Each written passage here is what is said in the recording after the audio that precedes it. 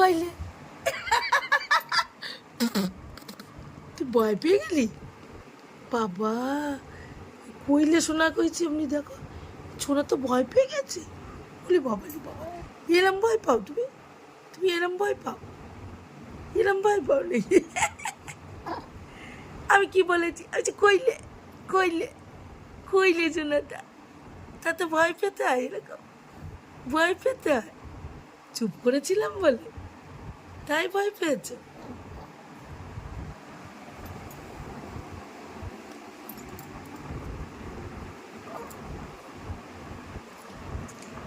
ডিঙ্কু শোনা